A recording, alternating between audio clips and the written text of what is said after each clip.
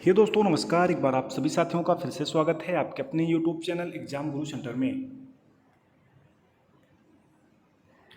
दोस्तों आज का ये वीडियो संबंधित है स्टैटिक जीके की जो सीरीज चल रही है दोस्तों 2 मिनट 10 क्वेश्चन वाला, तो उसका ये दोस्तों 51वां यानी 51वां पार्ट है। दोस्तों अभी तक हमारे द्वारा 50 पार्ट अपलोड किया चुके हैं।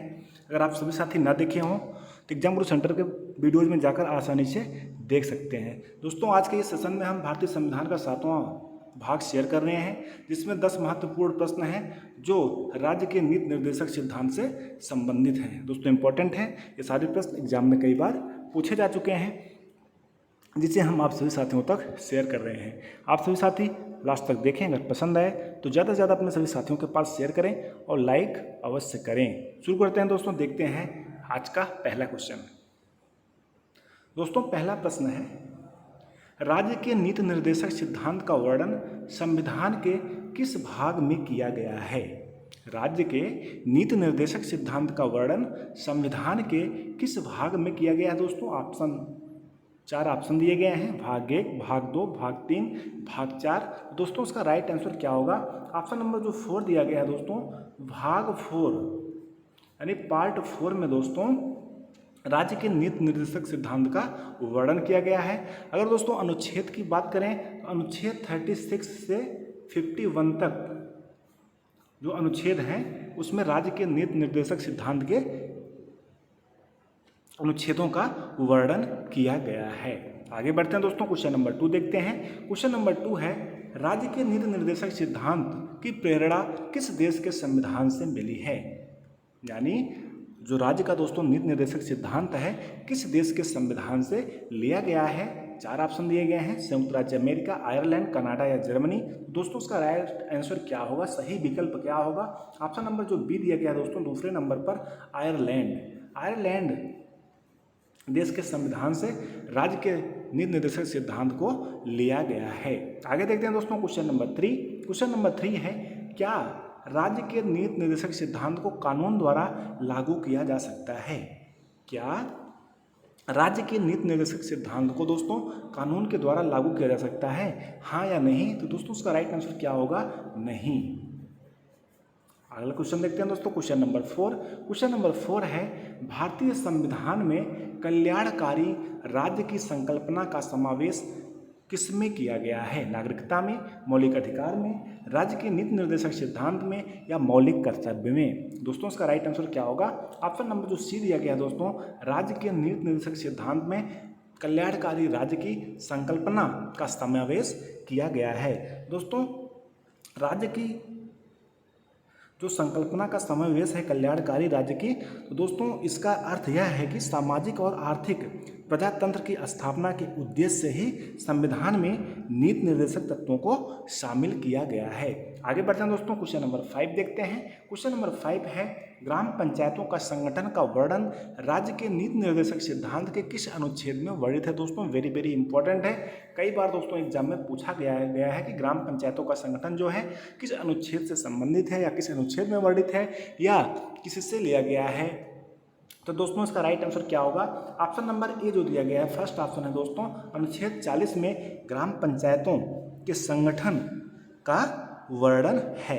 आगे बढ़ते हैं दोस्तों, उसके पहले देख लेते हैं दोस्तों अनुच्छेद जो 41 दिया गया है 41, अनुच्छेद 41 में कुछ दशाओं में काम, शिक्षा और लोक सहायता पाने का अधिकार है दोस्तों। और अनुच्छेद 42 में दिया गया है, जो अनुच्छेद 42 में दोस्तों काम के न्याय संगत और मनवोचित दशाओं का तथा प्रसूति सहायता का उपबंध है।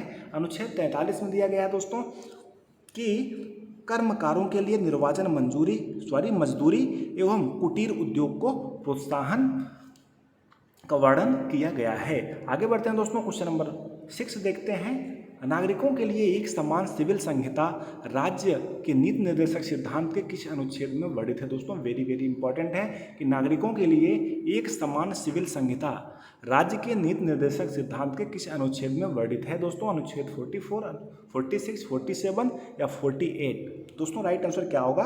ऑप्शन नंबर फर्स्ट जो दिया गया है यानी ऑप्शन नंबर ए, अनुच्छेद 44 में दोस्तों नागरिकों के लिए एक समान सिविल संहिता का वर्णन है।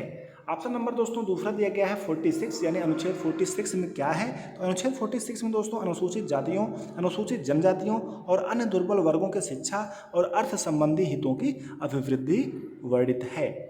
दोस्तों अनुच्छेद 47 दिया गया है। अनुच्छेद 47 में पोषाहार स्तर, जीवन स्तर को ऊंचा करने तथा लोक स्वास्थ्य का सुधार करने का राज्य का कर्तव्य है। दोस्तों अनुच्छेद 48 में क्या दिया गया है? दोस्तों अनुच्छेद 48 में कृषि एवं पशुपालन के संगठन का वर्णन है। आगे बढ़ते हैं दोस्तों, क्वेश्चन नंबर 7 देखते हैं। राज्य के नीति निर्देशक सिद्धांत दोस्तों के किस अनुच्छेद में कृषि एवं पशुपालन का संगठन निर्देशित किया गया है? दोस्तों पीछे भी बताया कि अनुच्छेद 48 में, अनुच्छेद 48 यानी 48 में कृषि एवं पशुपालन का संगठन निर्देशित है या वर्णित है। आगे बढ़ते हैं दोस्तों, उसके पहले अनुच्छेद 49 देख लेते हैं दोस्तों। अनुच्छेद 49 में राष्ट्रीय महत्व के स्मारकों, स्थानों और वस्तुओं के संरक्षण का दोस्तों वर्णन है। और अनुच्छेद 50 में दोस्तों कार्यपालिका एवं न्यायपालिका के पृथक्करण का वर्णन है। दोस्तों वेरी वेरी इंपॉर्टेंट दोनों हैं, यानी 48 भी है, 49 भी है, 50 भी है। 48 में कृषि एवं पशुपालन संगठन है। अनुच्छेद 49 में राष्ट्रीय महत्व के स्मारकों, स्थानों और वस्तुओं का संरक्षण है। और अनुच्छेद 50 में दोस्तों कार्यपालिका एवं न्यायपालिका का पृथक्करण है। दोस्तों एक अनुच्छेद और है, अनुच्छेद 48 का, वेरी वेरी इंपॉर्टेंट है। कई बार दोस्तों एग्जाम में पूछा गया है कि अनुच्छेद 48 का किससे संबंधित है, या तो सीधे ऐसे पूछ लिया जाता है पर्यावरण का संरक्षण तथा संवर्धन और वन एवं वन्य जीवों की रक्षा का वर्णन संविधान के किस अनुच्छेद में है? तो दोस्तों उसका राइट आंसर क्या होगा? अनुच्छेद 48 का या ऑप्शन में ए दिया रहेगा या का दिया रहेगा, तो वही सही विकल्प होगा। दोस्तों याद रखिएगा, वेरी वेरी इंपॉर्टेंट है अनुच्छेद 48 का। आगे बढ़ते हैं दोस्तों, क्वेश्चन नंबर 8 देखते हैं। क्वेश्चन नंबर 8 है राज्य के नीति निर्देशक सिद्धांत के किस अनुच्छेद में अंतर्राष्ट्रीय शांति और सुरक्षा की अभिवृद्धि है? दोस्तों ये भी वेरी वेरी इंपॉर्टेंट है। अनुच्छेद 50, अनुच्छेद 51, अनुच्छेद 15 या इनमें से कोई नहीं? दोस्तों राइट आंसर क्या होगा? ऑप्शन नंबर जो बी दिया गया है दूसरे नंबर पर, अनुच्छेद 51 में, अनुच्छेद दोस्तों 51 में अंतर्राष्ट्रीय शांति और सुरक्षा की अभिवृद्धि है। आगे बढ़ते हैं दोस्तों, क्वेश्चन नंबर 9 देखते हैं।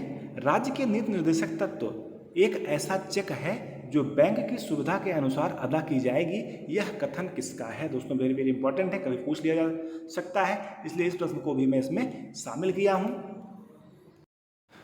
तो एक बार फिर से रिपीट करते हैं दोस्तों कि राज्य के नीति निर्देशक तत्व एक ऐसा चेक है जो बैंक की सुविधा अनुसार अदा की जाएगी, यह कथन किसका है? दोस्तों केटी शाह है। दोस्तों के शाह नहीं दोस्तों, ये है केटी, या ऐसे देख लेते हैं केटी शाह, या राजा राम मोहन राय या विलियम बेंटिंग, या इनमें से कोई नहीं। दोस्तों इसका राइट आंसर क्या होगा?